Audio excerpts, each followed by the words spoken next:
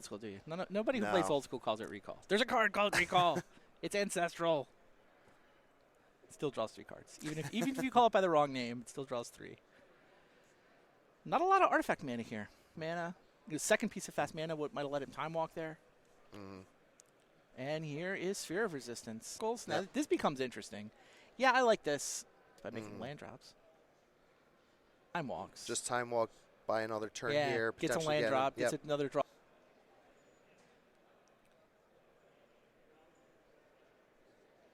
Okay. 3 of them at max power.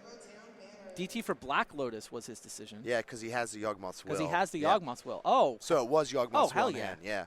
Hell yeah. DT for Black Lotus.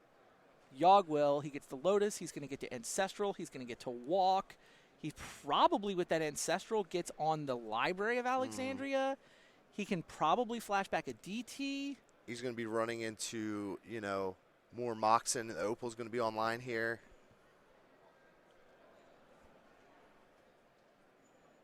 Yeah, I thought it was a Yawgmoth's Will in his hand. We had both. He had the DT and the Will. Mm-hmm.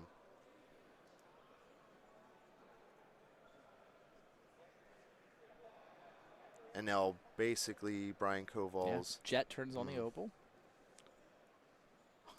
That Gataxian Probe should be removed. He's Herculing himself just for Storm Count, and we're done!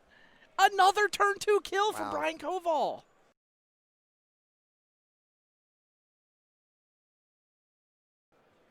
Tap Wasteland for mana for Null-Rod.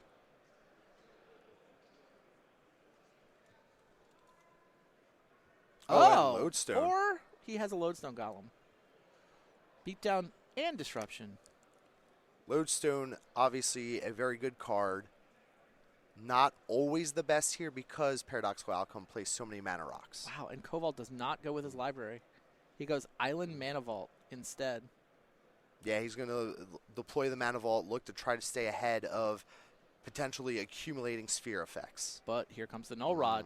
Tran drew land off the top of his deck. Like, the way he played his opener, he wasn't necessarily going to get to play a turn 2 Null Rod.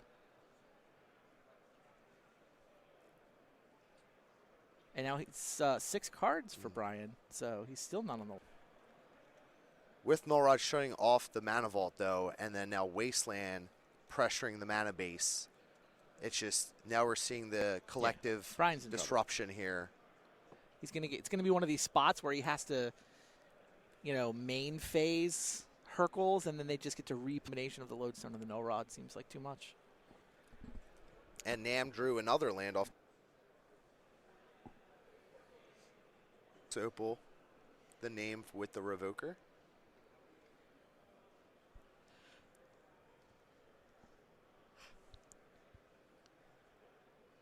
And this one, I think, is just going to 9. Be over fairly quickly here. Yeah.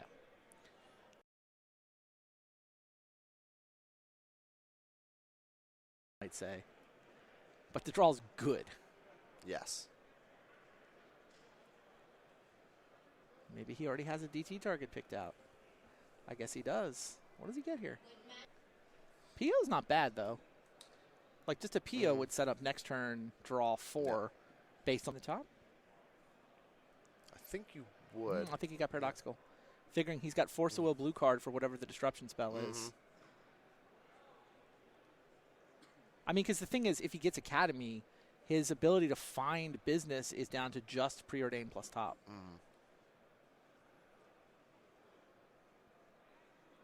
A lot of fast mana for Tran as well. Preordain to this Chalice. Wow, he let it resolve. And now there's the Sphere as well. No, he got an outcome. He got an outcome. He can't cast it now. Yep. Could have pitched. That's why Brian Koval let the Sphere and the Chalice hit. Is because he knew he was walking Ballista.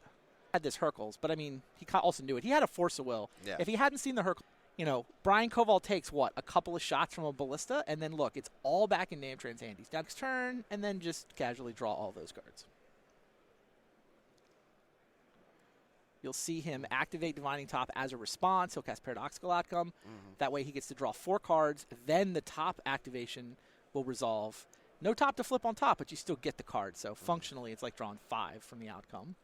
And Brian did pick up a Tendrils of Agony there. Yeah. All right, he added an Opal. So storm count is, what, 5 at this point? He didn't play anything before the outcome, so. And I think Tran is literally only going to have 2 turns. Yeah. Yep. Storm count is 6, and he's 1 mana. We know he has Tendrils mana because we know he's got a Mana Crypt in his hand. Yep. Well, the Mana Crypt's down there already, yep. Oh, yeah, here's another outcome. And that should be... We're done. Storm count, a Jet, an Opal, and a Mana Crypt will cast Tendrils of Agony. All Brian Koval has to do is show his opponent Tendrils of Agony, and he is our Eternal Weekend Vintage Champion. Brian just, of course, now just going through the motions. But for all intents and purposes, Brian Koval will be your 2018 North American Vintage Champion. Assuming you're right and he had the Tendrils in his hand. I haven't personally seen it, but I believe you. Yeah, I saw it that time. Yep. There's the Academy. Yep. Tendrils of Agony. There's the handshake. There it is. Brian Koval.